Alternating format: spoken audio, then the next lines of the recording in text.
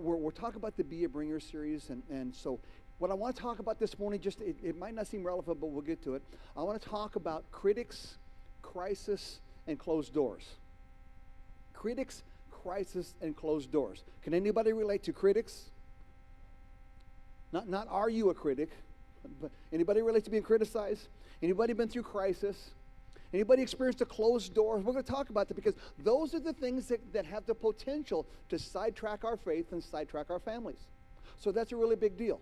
And so with that in mind, this time of year, I usually catch a lot of flack over celebrating the devil's holiday, Halloween. First of all, God created 365 days, and in my book, he owns all of them. I'm not giving any of them away. So I want to encourage the critics not to just simply be a critic, but I want to encourage them to be a learner. Because if you were a learner, you would just look at this and you realize that back in the dark ages of our world, when they didn't have a lot of science, they saw the seasons changing. They saw the days getting darker. They saw the temperature dropping like a rock. They saw the leaves falling off the trees, and they concluded that dark forces were at work. So in order for them to appease these dark forces, they did some really goofy things, Halloween things, to appease these dark forces. Now, about 700 or 800 years after Jesus, the church in Europe decided they were going to take one day out of the year, and they were going to commemorate or honor, hallow, the saints that have died the year before. So the day that they chose was November 1st. So that would be, and it was called All Hallows Day. Well, it caught on so well that people made it a big deal. So the day before, just like we do, they decided they're going to do a big celebration the day before. You know, big food, because we like to barbecue, that kind of stuff, right? So they did this big old celebration, and so they call that All Hallows Eve. Or if you say it fast, Halloween. So no, it's not the devil's holiday. Actually, it's God's holiday, honoring the saints. And so I want to encourage the critics to be learners and not just critics. So can I encourage you to be a learner today? That's the whole idea. I want you to be a learner today. Matter of fact, in our crazy culture right now, where it is ridiculously divided, there is insane stuff going on. Rather than just simply accepting what somebody says, could I encourage you to be a learner, not just a critic? Come on, now get on board with me just a little bit, because we're supposed to be on the same page. And what happens when we choose these sides and we're not a learner and we're not a listener, we end up just going off half-cocked. Matter of fact, I'm going to encourage you guys that you have an election coming up pretty quick. I want you to vote. But if you haven't gone through the trouble of being a learner, please don't. So I'm old enough to vote. I don't believe that. You could be 50, and if you're not a learner, don't do it. You jack up the rest of us, right? So be a learner. Now, and matter of fact, I'm going to even go a little bit further. As a new lifer, as a child of God, could I encourage you to be a learner, to grow in your faith, to be something different? Okay? So that kind of sets it up for us to be a bringer. Now, I thought I would just kind of get this out of the way. You know, this week somebody won the $1.6 billion lottery. $1.6 billion. And just yesterday somebody won the $700 million. So just in case, are you here? If you are, I'd really like to talk. Now, of course, you know, it's like, oh, yeah. So, but here's the deal. So, in that case, if they're not here, it's just us. You did not win the lottery.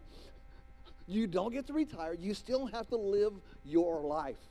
You're still you. I'm still me. That's the way it goes, right? So with that in mind, that's why I'm asking, has anybody ever been through a season of setbacks? Anybody ever had some stuff going on where you felt like you couldn't catch a break? Anybody been through a season, a dark place where the doors closed and opportunities dried up and resources were just hard to come by? Anybody been there? Come on, just kind of give me a little feedback here. I've been desperate and destitute. Anybody? Come on now, jump on board. We're just going here, right? I've been broken hungry. Anybody been broken hungry?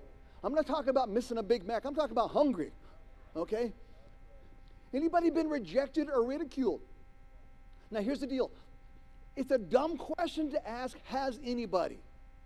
Because we all have. 1 Corinthians chapter 10 and verse 13 says there's no temptation that comes your way, but that which everybody else has experienced at the same time. So here's the bad news. It's normal. I have the gift of encouragement. You know that, right?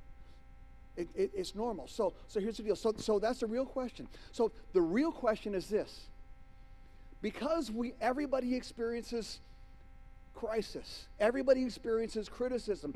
Everybody experiences closed doors. I'm not asking you, have you ever, but what I am going to ask you, has it been enough to make you quit?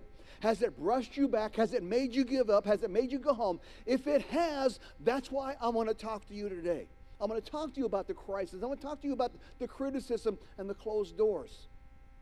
Because that's who we are today. Now, if we think that life is supposed to be without criticism, if we think that we're not supposed to experience crisis, if we think that doors are not supposed to close, who would you be today without that stuff? You wouldn't even be you. You say, man, I'd be way better off. No, you'd be some. Anyway, move on.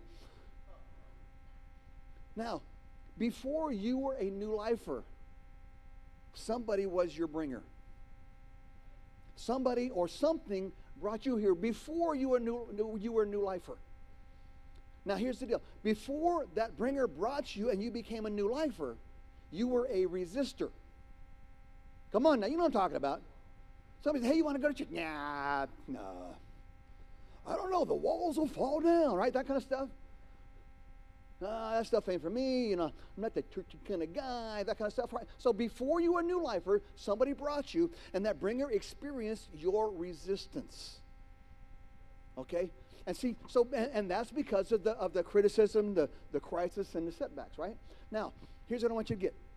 Every great breakthrough in your life, every great breakthrough in the people around you, every great breakthrough in every story in the Bible to every person in the Bible came on the heels of criticism, crisis, and closed doors. Now listen, every great breakthrough came on the heels of criticism, crisis, and closed doors. So what are you saying? I think maybe if you're going through criticism, maybe if you're experiencing crisis, maybe if there's doors closed, maybe God is setting you up for a breakthrough. Here's what I'm saying, my friend. Don't quit because you're getting that close. Okay, hang on, man. We're jumping. I don't know if you guys can tell, but I'm like pumped up. Okay? Now, before me and Loretta got married, I was working 3 crummy jobs. Everybody say crummy. Because it took 3 crummy jobs to support 1 crummy guy. I was working between 90 and 100 hours a week, seriously. And when kids say, man, it's just so hard, I'm just so busy, I still found time to get in trouble. There goes your argument, right? The saying was, you can sleep when you're dead, But we were going to get married, and so here's what I knew, because I wasn't real smart when I figured this out. If we were going to get married, I needed to find 1 really good job instead of working 3 crummy jobs. Because if I continued to work 3 crummy jobs after I got married, I'm pretty sure I would have a crummy marriage. Somebody just got that. Okay? And so there was only 1 place around that was actually doing pretty good. There was actually only 1 place you could get a good job, and they weren't hiring. So I decided to make the 53-mile trip anyway. Everybody say anyway. Anyway is a really good word. So I got up, I got dressed, I got myself together, I packed myself a lunch.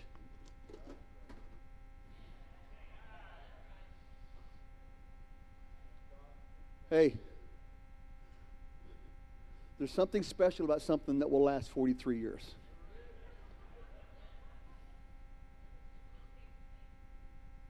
Yeah. And if you haven't ate Spam, I'm sorry you're not a man. Anyway, so I packed my lunch. Here's how this worked. I need to get moving here. So I made the 53-mile trip. I walked into the office, and I said, hey, I need a good job. Now, I want to tell you that, man, they put me right on. But that's not true. Here's what they said. Remember, I'm a young guy going to get married. I was a man. I was 18 stinking years old. And they said, we're not hiring today, and we probably won't be for quite some time now. Besides that, you're too young and you have no experience. Anybody ever heard that before? So I said, just in case you change your mind, I'm going to be right outside. And I sat out there the whole day. And at noon, I ate my lunch.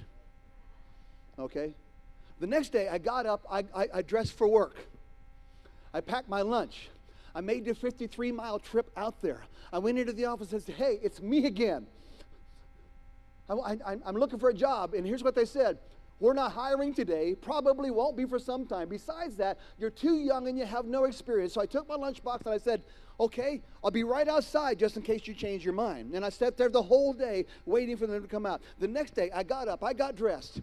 I made myself a lunch. I made the 53-mile trip. I went in there. Same thing. I did this day after day after day. At 2 weeks solid, on the third week, first day of the week, I got up. I got dressed. I made my lunch. I made the 53-mile trip. I walked into the office and I said, hey, it's me again. I need work. I need you to hire me. And they said, we're not hiring, nor are we going to for quite some time. Besides, you're too young and you have no experience. And I said, okay, just in case, I'm going to take my lunchbox and I will be right outside. 3 hours later, the boss came out and he goes, hey, are you ready to go to work? Okay, now listen. That doesn't make me a hero. I want you to get this. I was criticized for being so foolish. I mean, how many of you guys, you see somebody doing it, you're like, what is wrong with you? I was criticized for being so foolish. I was in crisis because I was spending so much time not working that I couldn't work only one of my crummy jobs. I was going broke like crazy. And the door was closing every single day. So the smart people will say, why did you do that? Because the path that I needed to go on, the path that I was on, would not get me there. I was going to get married, and 3 crummy jobs would give me a crummy marriage. I wasn't willing to do that. So what happened? Every time I hit criticism, every time I felt a setback, every time it was in crisis, every time the door closed, I kept on knocking, because the path that God wanted to take my life, the path I was on, could not go there. I didn't have any options. My friend, here's the deal. Faith works best when we are out of options. Are you still with me? Okay. This is just like the 4 friends in Mark chapter 2. They got their friend and they knew that again where Jesus was, something's going to change. They're friends in crisis. Things are bad. Can you imagine seeing 4 guys drag some guy around on a blanket? You know that they were criticized. What are you doing to that poor crippled dude? What's wrong with you guys? Oh, we're going to take him in the alley, beat him up, and rob him, right? I'm sure that they were criticized. And not only was it just closed doors, they couldn't even get close to the door. See, this is where the rubber meets the road. This is where it's at. Because when they got there was a whole bunch of other people in line in front of them. There's other people in crisis. Other people experience criticism. Other people had closed doors. And when we get to those places, my friend, that's the moment of decision. We've all brought our crisis. We've all been criticized. We've all experienced closed doors. But we need to get to the place where there's a holy discontent. Where you look at the trajectory, the path that you're on, and you get to the place and say, you know what? I can't continue this way. Something has to change. That's the only thing that will bring you to the barriers that are holding you back. But here's what I'm saying, my friend. If you never face the barriers in your life, you will never experience the breakthrough that God has for you. So these 4 guys, they had to bring their friend. They had to push on through. They had to find a way. So what do? When you get there and you've been criticized, you get there and you're in crisis, and you get there and the doors are closed, what do you say? Well, I guess we'll just go home now. I've heard people say, well, must not be God's will. Shut up, you big sissy. Oh, I'm sorry, in the name of Jesus. That better? So here's what I'm saying. When you experience criticism, when you're going through crisis, if the doors in front of you keep closing, what am I telling you to do today? Get up. Get dressed for work. Pack yourself a lunch. You make that 53-mile journey. You walk in there and say, look, this is the destiny that I'm looking for. They turn you down and say, that's okay. Because if you change my mind, if situation change, I'll be right out here. I'm setting myself up for victory. I'm setting myself up for breakthrough. You can't do enough to make me go home. You can't do enough to make me quit. Why? Because the current path that I'm on will not get me where I need to go. My friend, that is the holy discontent. That's what it takes. David Livingstone, I don't know if you've ever heard about him. He was a missionary to Africa back in the 1800s. Dr. Livingstone, you ever heard Dr. Livingstone, I presume? That's where the story comes from. He was sent a letter from a missionary society that said, have you found any good roads to where you are? If you have, we have some men that we want to send to you. He wrote back and says, if you only have men that will only come if they have a good road, I don't want them. I need men that will come even if there is no road at all. Here's what I'm saying for you and I. Sometimes there is no road. Sometimes the crisis is hard. Sometimes the criticism is relentless. And sometimes the doors close time and time and time again. But my friend, that doesn't mean that you shouldn't go, that you shouldn't step forward. Get dressed for work. Pack your luncheons. Hang in there because God is setting you up for breakthrough. I think I'm the only excited person here.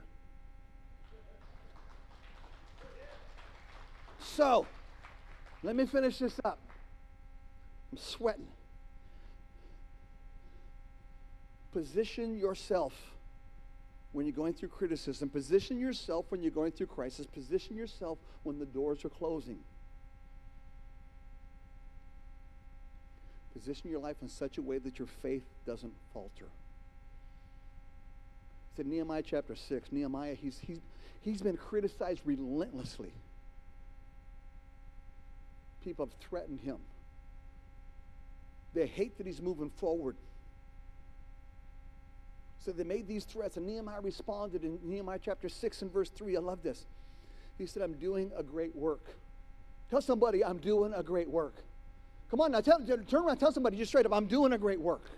And I love what he said. He said, I cannot come down. I'm not stepping down to your level. I'm not lowering myself to that. No matter how you challenge me, no matter how you criticize me, no matter what the crisis, no matter how many doors are closed, I refuse to come off the wall and come down to your level, because if I come down to your level, the work that God is doing up here is going to stop. I'm going to keep letting God do what only God can do, and you're going to watch in the bottom. You're going to criticize, you're going to complain, you're going to condemn, you're going to slam the doors, but when it's all said and done, God is going to finish the work up here, and I'm going to look down there and I'm going to say, nanner, nanner, nanner, God is still on the throne.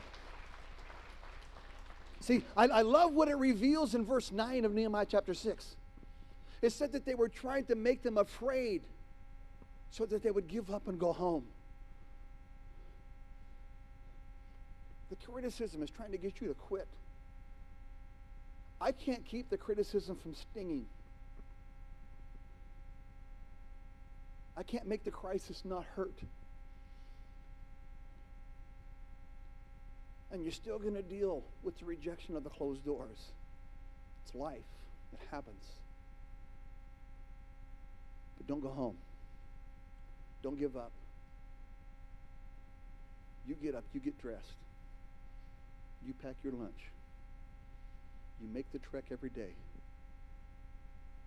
You say, when the situation changes, when God opens the door, I'm going to be right here. Well, why would you do that? Because I don't have any other options. I was going to get married. I couldn't work 3 minimum wage jobs at 100 hours a week and have a family. Something had to change. I was desperate. So what was Nehemiah doing up on top of that wall? That's just crazy. He was outliving the critics. He was conquering the crisis. And he was prying open those closed doors. So what are you going to do? It's time we stop falling for the same criticism. It's time we stop stopping for the same crisis. And it's time we stop getting discouraged by all the closed doors. My friend, you're better than that. Because you got Jesus in you. And if God is for us, my friend, who can be against us? So, listen, we can't keep falling for the same stuff and expect things to go okay. We got to get a grip. Here's a verse for you. I want you to hang on to this one. It's in the book of Jude, second to the last book in the Bible. There's not even any chapters because it's like really short. Even us slow readers can do it fast. And it's in verse 24, he makes this statement that is amazing. He said, now unto him who is able to keep us from stumbling, keep us from falling, and to present us faultless before the throne of God. Unto him who is able to keep us from falling. He is able to keep you from falling for the criticism. He's able to keep you from falling for the crisis. He's able to keep you from falling from the closed doors. Do I got any friends in the house today? God can do that, guys. See, God is not there to catch you when you fall. God is there to prop you up so you don't. God gets no glory out of you crashing and burning again. Well, at least he's there to catch me. Here's a better idea. Stop it. I lean on my faith because my faith is fastened to the wall. Okay? Let's finish this. You know, groups of animals have these interesting designations when they get in groups. Insects are in swarms. Ants live in colonies. You with me? Whales swim in pods. Not the kind you had delivered to your driveway. Fish swim in schools. Cattle roam in herds. Birds fly in flocks. Lions live in a pride. In the Midwest, they know that a group of crows is called murderers. A group of tigers is called an ambush. Do the math. This is one of my favorites. Buzzards gather in committees. Yeah, look it up. And a group of flamingos is called a flamboyant. But the most interesting is the rhinoceros. The rhinoceros weighs over 6,000 pounds. You say, well, that's more than your car. That's more than your big car. The rhinoceros can run 30 miles an hour. That's fast. Fastest human on the planet runs 22. So if you're racing a rhinoceros, we usually call that suicide.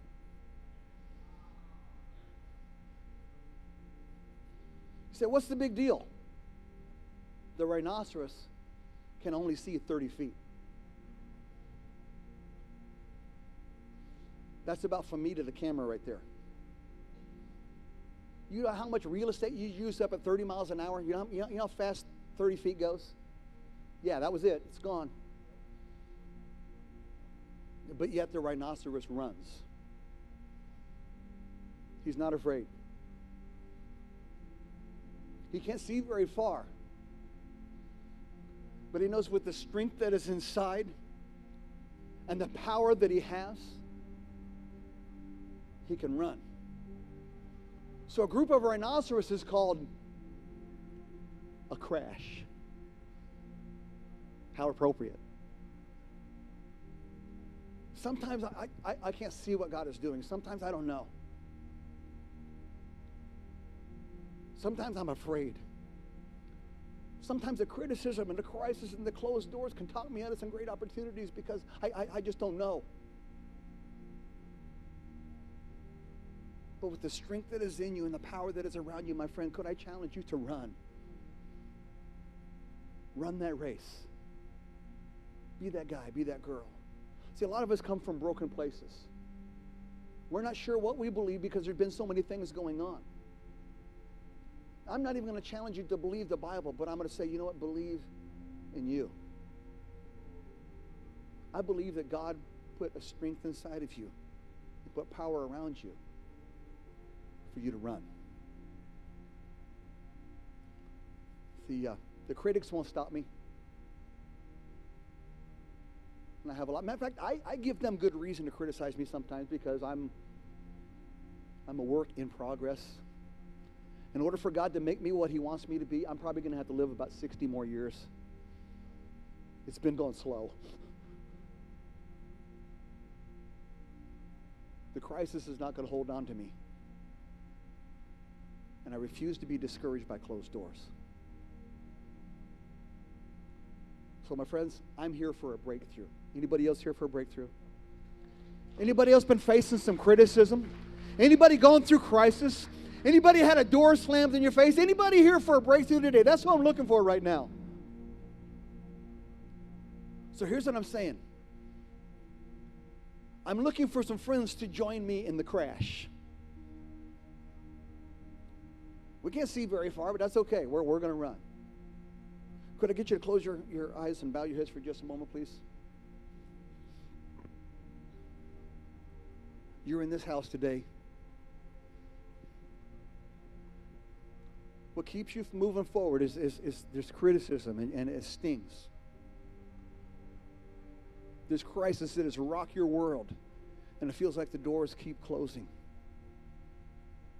If you're ready for a breakthrough today, could I just get you to raise your hand up real quick or right back down? Say, man, that's me, man. I'm ready for breakthrough. Things got to change. I am completely out of options. I can't keep going this way anymore. I'm tired of working the 3 crummy jobs. I need a good one. So today I'm getting up. I'm dressing for work. I'm packing my lunch. I'm going out there. You know, I am not leaving until I get a breakthrough. That's the kind of people I'm looking for today. If you haven't yet raised your hand, just do that real fast. Real fast. Come on. Come on. Thank you. Thank you.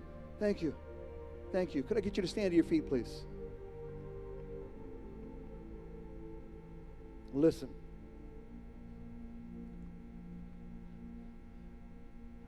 I'm not going to tell you that you're going to walk back outside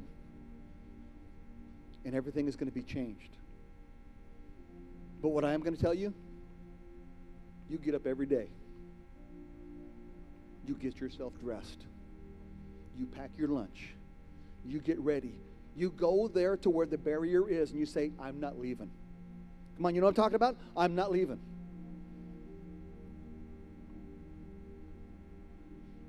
When I was doing that every day, trying to get that job, this is how bad it got. In the second week, everybody that came through was calling me by name. Morning, Dave. Morning, Sam. You know how dumb that looked? What are you doing here? I'm getting ready. I'm waiting for lunch. This is the middle of no place. There was no town around. That was the only place to go. I couldn't even go hang out at Denny's. There's nothing there.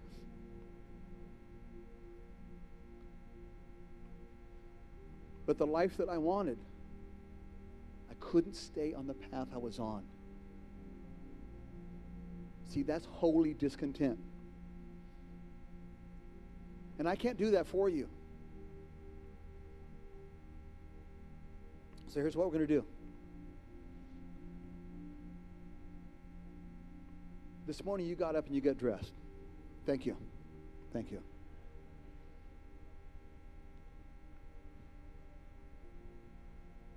I'm going to assume that you packed the lunch because you got yourself ready for church today, right? You've been feeding yourself spiritually. You packed your lunch, all right? You good? You made the trip. Probably wasn't 53 miles.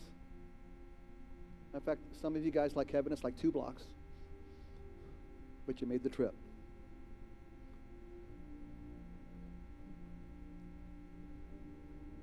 Don't walk away. Don't let the criticism, the crisis, and the closed doors discourage you. Don't walk away. Stay on the wall. Here's my challenge today. If you reach the place of holy discontent, I want to challenge you to make a move. And I expect you to be completely uncomfortable with this. That's part of holy discontent. I want you to step out of your seat. At the very minimum, find a place to pray up here. I'm not going to let you do it in your seat today. Why? Because that's the path you've been on. That path is not working. You need a different path. Okay? Make the move.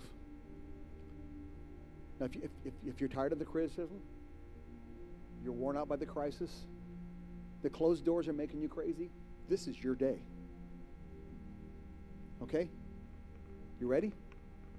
Let's do this. Come on, Robert, let's pray.